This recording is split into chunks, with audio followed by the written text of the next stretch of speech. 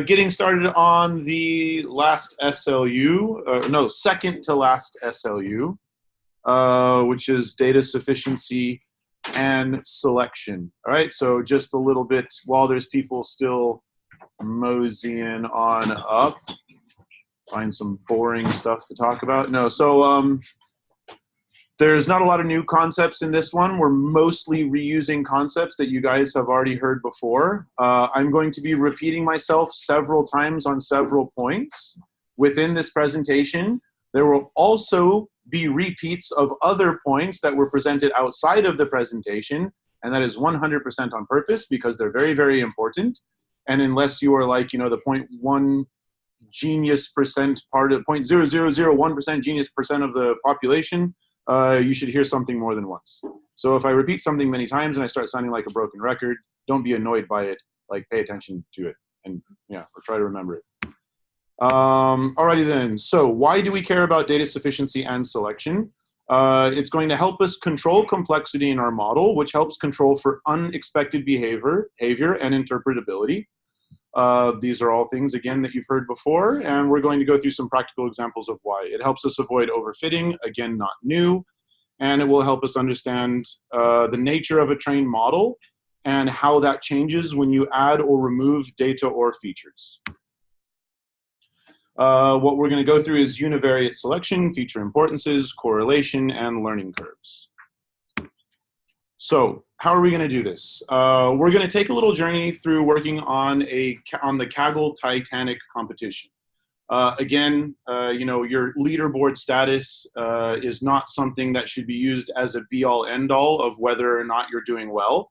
So we're only using our leaderboard status as like a validation set. Okay, we are not trying to climb it as fast as possible. We are trying to we're trying to get a sense for whether or not our model is generalizing well on a performance metric. Okay, so the leaderboard standing is not super, super important. It's just to help us give us an idea of how well our model is generalizing. Okay, also there's going to be a couple of points in here where there are very, very, very easy solutions to things that I say, oh God, there's no solution. We're purposely not taking them so that I can drive a couple of points. All right, so if there's something really, really, really obvious, or you're just like, well, why don't you just encode it like this? I could, but then it would kill my point, so I'm not. Okay, so let's imagine this scenario, okay? Your big boss man gives you some data. It's like all clean, it's ready to go, hooray. You say that like, all right, boss, here's what I'm gonna do. I'm gonna import a model, I'm gonna call fit, and then we're gonna put it into production, right? And then we'll be good to go. Okay, so is this a good idea? No, that is a terrible idea. You definitely should not do that. You have no idea what your model learned. You have no idea how under or overfit it might be. Okay, so luckily we've got a set of techniques to evaluate our model and help us select features that we can combine with domain knowledge, which you must have if you're working in the area. Okay, these are all repeated points. So it is to control complexity so you don't get unexpected behavior. We need to determine whether or not we should use a feature. We should be able to determine whether or not we have too many features. We should be able to explain if our model is behaving as expected, and we need to know if we're under or overfit. Okay, so we're going to use two functions directly in this. These are doing things that you've already learned about. They're training, it's like doing some like low-level encoding stuff, training, spitting out a classifier, splitting out a model. That's all abstracted away. We're not going to be focusing on the details of that very much at all, okay? But there's two functions. We're train and test, and then we're producing our test set predictions. Those test set predictions, which is the second function right here, is going to produce xpreds. We're going to write this to a CSV and then go to the Kaggle leaderboard and click upload and see how it went. Okay, so this whole function right here, train and test, this is splitting into a training and a test set. This is training a model, returning the model, as well as returning the data that you actually trained on. Okay, and then using that model, we're going to produce our test set predictions. Okay, so I don't know, have we seen the Titanic data set yet? I don't think we have. Okay, it's a fairly common one. It's a lot of people use it for a lot of examples. Here's what it looks like. You have the passenger ID, the target variable, which is whether or not they survived, P class, which is the first, second, or third class of the ticket, their name, sex, age, whether they had siblings on there, ticket, fare, cabin, and where they embarked from. Okay, so this is of all of the passengers that went onto the Titanic before it crashed. There's like around 1,000 of them, I think. This data set has all of their vitals about them before they got on the Titanic, and then whether or not they survived when it crashed. That's what this data set is. Okay. What's that? Oh, it's just so shocking. Just couldn't handle it. Okay, so here's our first try, okay? This is what we did when our boss man gave us a data set, and we said, okay, cool, we call fit, we call predict, we call upload on Kaggle leaderboard, hooray, we're done, and everything is great. What did we end up with here? Okay, so we're using a decision tree, and we're creating dummies out of all the categorical variables, okay? So decision tree, and then we're calling get dummies. So each category gets its own column, okay? So what happened? We had an X-test accuracy of 75, and then we ended up with an X-train, okay? So what we trained our model on had 712 rows, 2,628 features, because we created dummies, okay? So 700 rows, 2,500 features. Okay, and here's the tree that we learned. Okay, so we just took a data set with literally thousands of features, about 1,000 or so observation. We dumped it into decision tree and we said, go, go, go, go, go, go, go. We don't care what you do. This is what it learned. Okay? I mean, it learned some stuff. it definitely learned a lot of stuff, okay? Whether it learned good things or not is another question. Okay, so yeah, we have 2,628 columns because, you know, when we create dummies, we have, we have a dummy variable, for example, right here, that just is a binary feature of whether or not your passenger ID is 1. All right, you got a column right here that is just for saying whether or not your passenger ID is 1. Okay, this is like, your dimensionality is large. That's why you end up with more features than observations, which itself is strange. You think so? Oh. Let's talk about that for like another 15 minutes. Sorry, why did you put the dummy columns, the dummy features? To make a point? Okay. Okay. So I'm exaggerating some things, okay? This is one of those things where it's just like, why would you do that? It's to make a point, all right? Because you can, if you're not careful, like I said, if you're not careful, if you just take a data set and you just pump it through some scikit and some pandas and whatever, blah, blah, blah, you could end up with a scenario like this. It's not that hard. The tools are good. They automate everything really, really well. Also, if you're not careful, you could end up like this. Okay, so we had, we had a training set, and then this is like our validation set, the leaderboard, where we actually click upload. All right, we had a 77.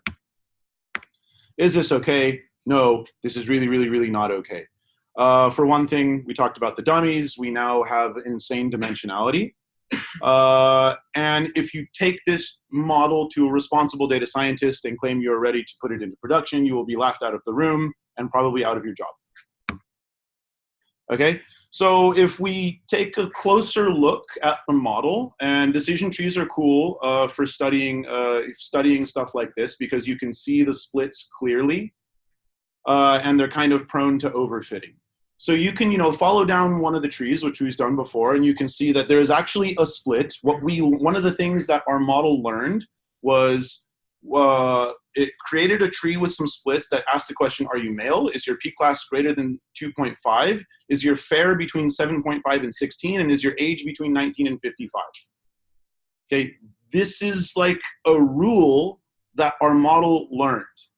Okay, And it didn't learn just this rule, it learned a shitload of these rules. So if you want to take this and try to explain it to somebody, you have about this many of those explanations to make.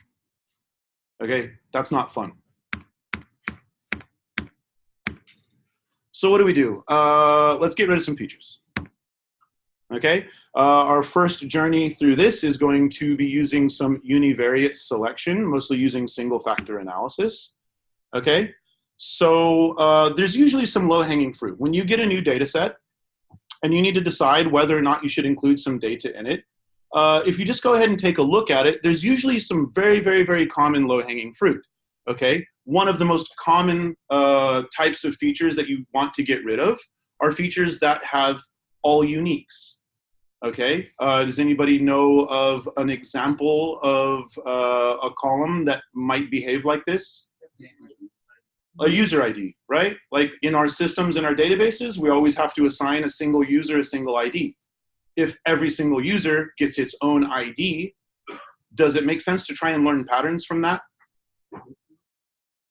Does it? No, there's no patterns to learn. Every single observation has a different ID. There's no patterns to learn in there. So if your classifier starts learning from something that you can't learn from, that's really, really bad for model complexity and explainability, as well as just hugely irresponsible and even unethical, depending on your scenario that you're using it in. Okay, so passenger IDs are not interesting for a model. There's no data to learn from. Names, okay, you might have some, there's more than one João in Portugal, so you won't end up with all uniques in that, but is that going to contain anything that's useful in your scenario? Probably not, right? You shouldn't be trying to learn patterns from names. It's like, it's like the user ID that your parents gave to you. That's not a good one. Okay. And then, we've got ticket there and cabin. Okay, they're high, but we might be able to explore this. Okay, so which ones are we going to get rid of? Get rid of name and passenger ID. Okay, so we've got this, with our two little functions right here. We have an extra parameter where we can drop the columns passenger ID and name. Our, test set accuracy stayed pretty similar. And we went from like 2,000 something features down to 844. And we got ourselves a funky new tree. Okay, I actually couldn't fit this entire tree in one screenshot, which just makes my point, really. Okay, and then we went ahead and uploaded. Great. This is awesome. Our score stayed the same. So we got a 77 on our new one. Our old one was a 775. This is a 0.005 difference. The only place in the world that this difference matters is on a machine learning competition leaderboard. It will never, ever, ever matter in the real world. So this model, the accuracy is the same. Okay, the performance is the same. So we reduced our dimensionality hugely. We got rid of a couple of very, very irresponsible features to be using, and we stayed the same in terms of accuracy. Okay, which means that we are moving in the right direction. We've decreased a lot of complexity, and we did not sacrifice any performance at all so far. Yes. Because now our model is not learning on some features that don't have information, so it should be better. It depends on the scenario, but yeah, that's a really easy thing to find. If you're including features that confuse your model and it starts trying to, and it like really, really overfits, which could be learning, hallucinating, learning things, learning patterns that are not there. Yeah, you could end up increasing a lot. For this particular data set, it didn't. It stayed the same. Okay, but it's very easy to do the same thing in the same scenario and then have it have your performance increase. Okay, so we're in the right track. We still got a lot of features, so let's keep going. We can ask the question now: should we kill the ticket feature? So we know the ticket feature was not all unique, right? There's some patterns in there. There's still a lot of uniques. So let's just go ahead and say, like, all right, let's look a bit more at the ticket feature and try to figure out if we're actually learning anything from it. Okay, one way that we could do this is using feature importances. So we can use feature importances. It's feature underscore importance underscore and COEF underscore for two different types of models. Okay, so for tree-based models and ensemble models, you can use feature importances. Okay, for linear models, you can use the coefficients, COEF underscore. I believe that you've seen both of these already, right? Did you want to say something? Yeah, just to be sure, if you are using the coefficients, make sure the features are scaled, because if they are not scaled, the coefficients will adjust for different scales, and you might have a feature with a very high coefficient, but it's not an important feature. It's just a feature with a very, very, very slow. The range is very low. So be aware of that. Yeah, you have that in the learning notebook, and I think the exercises as well. But that is a good, very good point to say out loud. For the feature, yeah, for feature importances on the tree-based and the ensemble models, it doesn't matter if you have stuff scaled. For the coefficients, because they're not really importances so much, we kind of like use them as if they are importances. It has to be scaled. You have to be scaled. Okay, you can't like, yeah, we've gone through that one already. So, okay, feature importances, how do you do it? Okay, if you've got a tree-based or an ensemble model, you call fit, and then you call dot feature underscore importances underscore, and then you can plot it like this. Okay, so this is a nice way to look at it. So what we can see here is if we plot our feature importances, is we're not really seeing ticket being very high up there. Okay, we really care about if you're female, not very 2019. Your P class we really care about. Your fare we really care about. Your age is still pretty important. Ticket is nowhere anywhere in here. Okay, so let's, so this is on the tree-based models. If we want to do the same thing or a similar thing, sorry, not the same, a similar thing with the coefficients, then you have to do a little bit of extra stuff here. Like you need to do this bracket 0, colon, because what it returns is a 2D array, and in this case, you don't want that. And then you got to take the absolute value of it just to make it easier to compare them, because you don't, when you're using these as feature importances, you don't care if the coefficient is negative or positive. When you're just comparing them relative to each other to how important they are, in other cases you do. Okay, so also ticket's nowhere in here. Ticket is not anywhere near the top most important. All right, so kill it, get it out. We just go ahead and add it. Before we had passenger ID and name to the drop columns. Now we've added ticket. And we go ahead and do the whole rigmarole again. We have our test set, in which we have a 72 on our test set. We have 162 columns, down from, I think, 800, almost 900, before we got rid of ticket, because ticket has a lot of uniques, as we saw before. And we went from like a 77 down to a 72 on the leaderboard. Okay, we have less features, but we still got a bit of a crazy tree. However, we've taken a pretty big hit in performance. Okay, we know that 0.001 or 0.003 or whatever does not make a difference anywhere in the real world.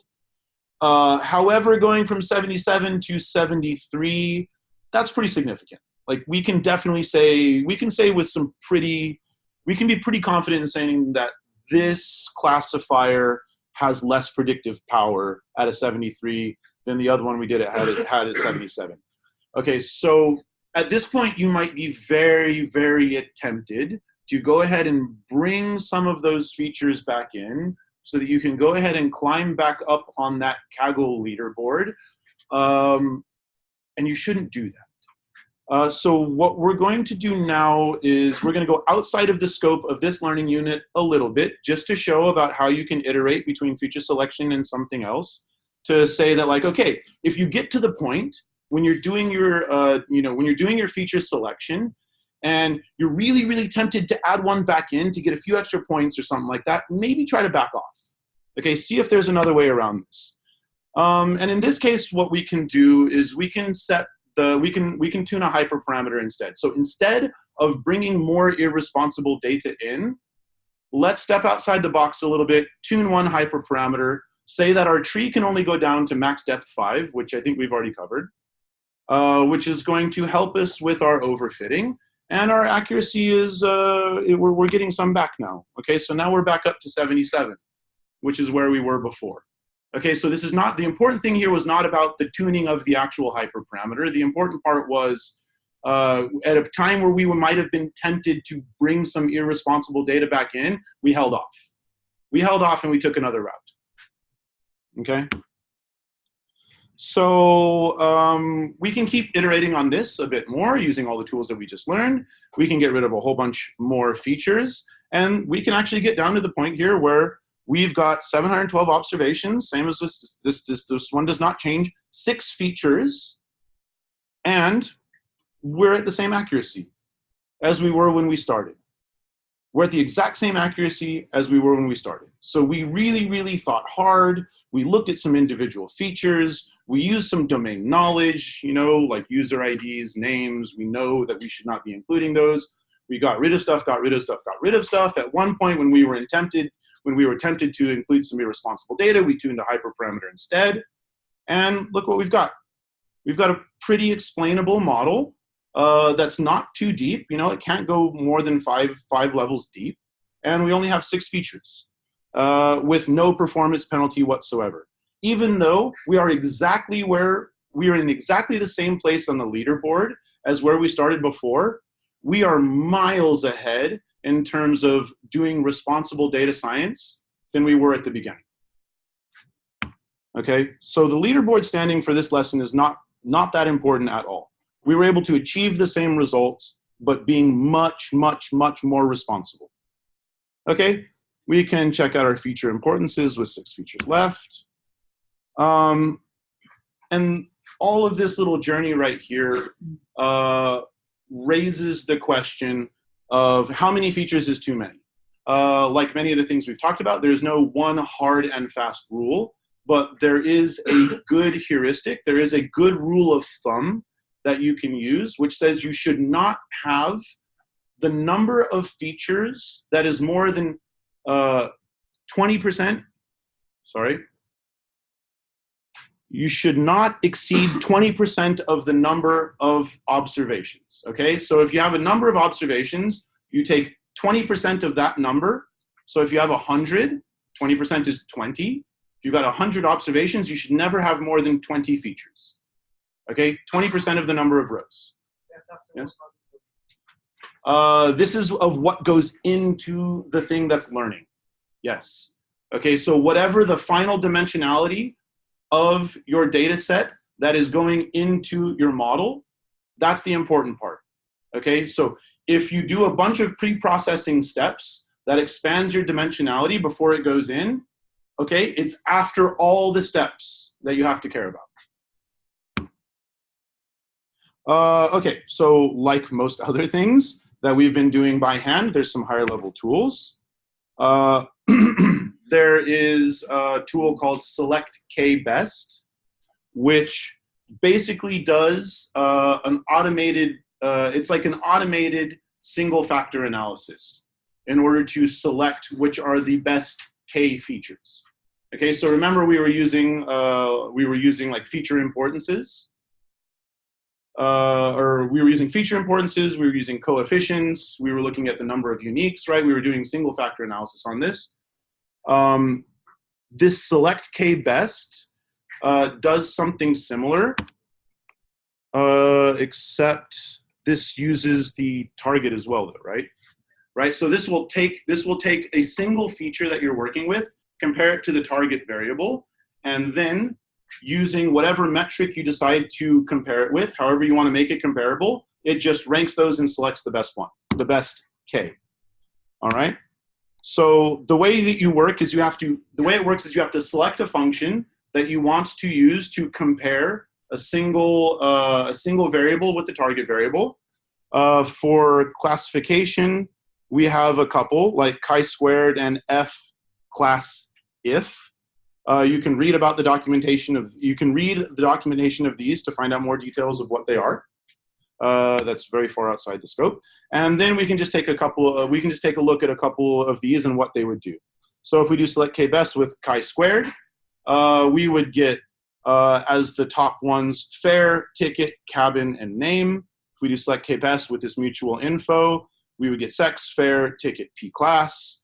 Select kbest with F is class F, sex, P class, fare, cabin. Okay, so like this is also something that you should not just use blindly, because we know that ticket is definitely not a good thing. We do not want to be including ticket in this, okay? It kills our dimensionality for, you know, because of the type of model that we're using. And then it's also just not a responsible one. You're gonna be overfitting if you're learning on the ticket. However, for 2 out of these 3, they would have happily said, oh, look, ticket is one of the K-best, okay? So be careful. You also have select from model, which does something similar, which the goal is similar, is to select the best K features, but it's from an already fitted model. So you give it an already fitted model, and it basically just detects the type of model it is, and then uses the feature importances or the coefficients. Okay, so instead of you having to put if statements, it just cleans up your code a bit. You can implement this very, very easily yourself, but this just cleans up your code a little bit and abstracts the type of classifier that you're using away, so you don't have to know what it is. Okay, so here's a couple of examples. If we're using our logistic regression and our decision tree, so name, sex, age, ticket, as well as P class, sex, and age, right? So again, you got to be careful with this because we ended up with name and ticket both being selected, okay? So I think the lesson about using these tools right here is you really, really should, before you do anything at all, open up your data set, look at it, use some domain knowledge about the actual features themselves, and decide whether or not to keep them, okay? If you see an ID column in there, just get rid of it. Okay, we can also look at correlation with the target variable. Okay, we've already done this. You just call .core. And then you do, and then what you want to do is you just want to take the correlation of a particular, of a particular feature with the target variable. So if we just call .core, we get pairwise correlations. However, we only care about everything compared to the survived class, right? So you can create your cores, you can get the target column, and then you can plot it and also get an idea how correlated a variable is with the target, okay? All right, so hooray, we're done. We've done everything. There's nothing else to do, right? Not learning curves. Okay, so we've only been looking at whether or not to include features so far. We haven't looked at how our model does when you add more data to the training set and the test set. Yes? I have a question. All these methods that you were saying with correlation dots and one before, do you have to call them before you do get dummies?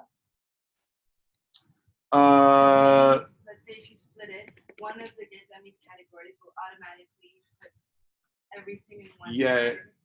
Yeah, because it's kind of like a type of single factor analysis, so you want to be able to look at the feature itself. So I would usually do it before calling get dummies. You know, if you create like 2 or 3 dummies, no, it wouldn't make any sense. I don't think it would make any sense to check correlation after. But if you can get a dummy out of a variable, it means that the variable is not numerical. Yeah, if It's like if it's a string variable, Yeah. you usually call the get dummy so you can get numerical correlation Yep. with the target. But my question is, how do you get the correlation between that feature and the target when the feature is like a categorical variable? So it's not amazing. You encode it. I don't know if there's a better way to do it that anybody else knows of here, but encode it. So you map each one of the categories to a number. And then look at correlation that way. It's not very good. Okay, so correlation is not good in general for correlating a category. It's not good for doing like a single factor analysis on a category with a target variable.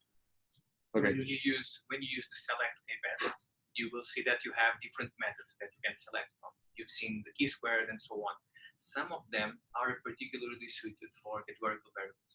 So go and check the documentation, and you'll find That was information. my point. I don't think the correlation is one of those. No, the only way to do it is with a few tricks, which is, the representation changes a little bit.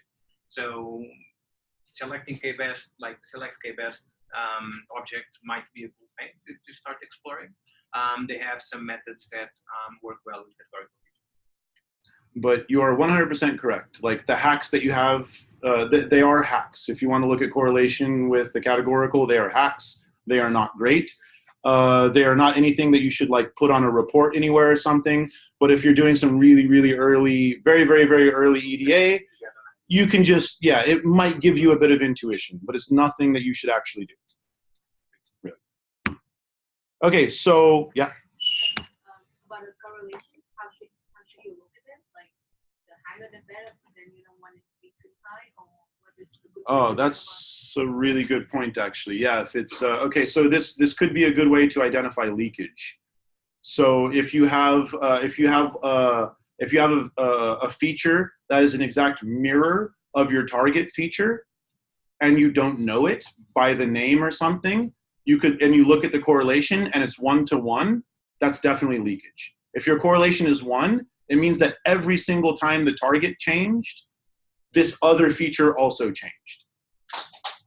Okay, by the same amount in the same direction. Okay, so this correlation can actually be very, very good for finding leakage. If you have like, if survived, say that you have survived as a column, and then there's another one in there which is has death certificate or something, right? Those are going to correlate exactly. I mean, those are both categorical, so it's not a great example, but that would be an example of, about two things, a shadow one that would correlate exactly with it. Okay, so those kinds of situations, correlation, you can find things that are not, zero correlation, but things that are way too correlated and would consider leakage and are not things that you would have, when you're in production. How much would you consider as really correlated? Like, is it 0.8? Is it just like how would we know which one? Do you have a heuristic? Do you have a number for that? Typically, you see a high value, like above 0.8, you go there and you inspect. It's the absolute fine. It's the absolute fine. Yes. All the other way around also. Exactly. So negative value. Minus the negative Yeah. value, it's the same thing. So minus 0.8 or the 0.8. Yeah.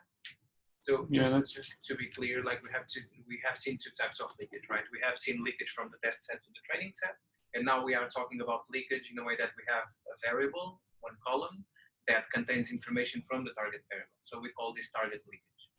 These are two different things, and this is a great point and something to be aware of. Yeah. Yeah. So 0.8 correlation is pretty high. If you see something around there or above, if we had to pick a number, right? Around 0.8, around 0.8.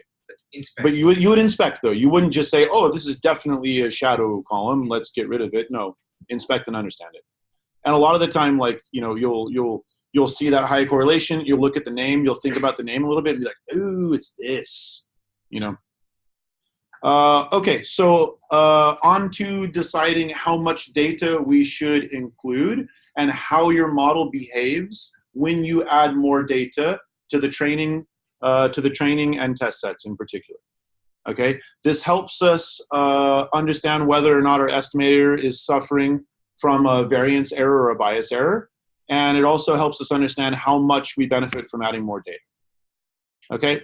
So the reason that we care about this is, again, we really care about bias and variance a lot with everything that we do. And it can also help you understand how much data do you need to train your model for this particular use case. If you have some restrictions on how much data that you can use because of like user experience or regulation or just difficulty to access the data, then learning curves can help you understand whether or not you really need to fight to get more data, or if your estimator's just not benefiting that much from it. Okay, so let's look at a couple. Okay, so let's look at the learning curve for the last estimator that we ended up with. Okay, so this is where we dropped everything. We only kept 6, and we were pretty happy.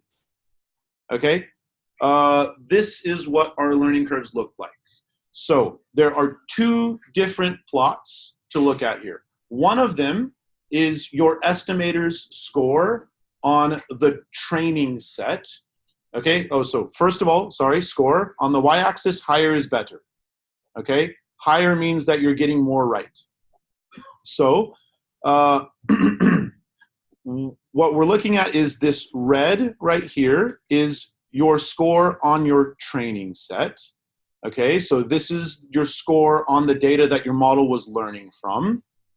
And then there's also your test set, where you do a bunch of predictions on a set of data your model has never seen before.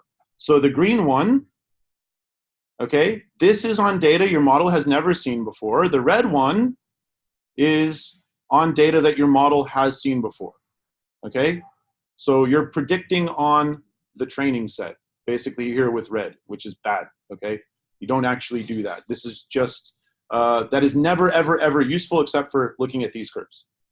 Okay, and then on the x-axis here is the number of training examples that you included. Okay, so over here, there are 0. Right here, we trained on 100 and predicted on the rest. Right here, we trained on 200. See where I'm going with this? We go along the x-axis, we're training on more data. Okay, so what we can see is that over here, on the left-hand side, great, we trained on like 50 examples. Our decision tree just memorized all of them. It got perfect on the training score. However, the only thing that it can predict is the stuff that it trained on. It cannot generalize at all. So it has a much, much, much lower test set score. Okay, we add some more data. Okay, anytime we add more data, it's going to be harder to get all of the predictions right. And so, all right, our training score is lowering a little bit. We're adding more data. We're learning from some data, but we're getting less and less of the training examples correct just because there's more of them. Okay, so remember we took away from the ability our tree to just memorize all the data because we limited its depth. Okay, so it's not able to just memorize. It's not able to just memorize everything anymore. This one is a lower complexity model. This is the. So as you add examples. Yes. Yeah, your model is not getting a whole lot more complex in terms of how big and crazy the tree is growing out. It's actually learning new stuff. Okay, so our training score as we add more data is going down, down, down because it's just not able to do stuff. All right, we get to about 200 training samples here, and then it's not really changing that much for the test set. Okay, and this is pretty healthy. Okay, this is a healthy looking learning curve where we see that okay, we have our training, we have the training and the test set scores. They start pretty far apart. They get, they converge, they start moving together, and then they both kind of even out. This is a good looking one. Okay? So scenario number 2, this was, I think, our 3rd attempt, where we had where we only got rid of passenger ID, name, and ticket. We kept a whole bunch of other things. Okay, and this is a very, very not healthy one. Okay, so basically what this classifier is doing is it says, I'm allowed to be so complex, I can just go ahead and memorize whatever training set you give me, and I cannot do anything outside of that because I am so overfit. The only thing that I can do predictions on is the training set itself. You give me something that I have never seen before, and I have no idea what to do. And you can see that down here on your test set. Your test set, it's not changing at all when you add more data. Look, we actually went down from when we went from 200 samples to 300 samples, our test set score actually decreased. Okay, while the entire time, our training set score was staying the exact same the entire time. Okay, this is a really, really, really overfit model that has zero ability to generalize at all. because we did not make any attempt to responsibly control the complexity of it. Okay, quick notes about the exercise. Check the end of the notebook for low-level examples on how to use the learning curve function from scikit. You'll want to learn the basics of how to draw the learning curves that we looked at, okay? It really is worth it to go through and, calculate each one of the points on the learning curve to really hammer in, what you're looking at, because these are very, very important. Okay, so univariate selection, feature importances, correlation, learning curves. Okay, that's it, guys. Go ahead and get started.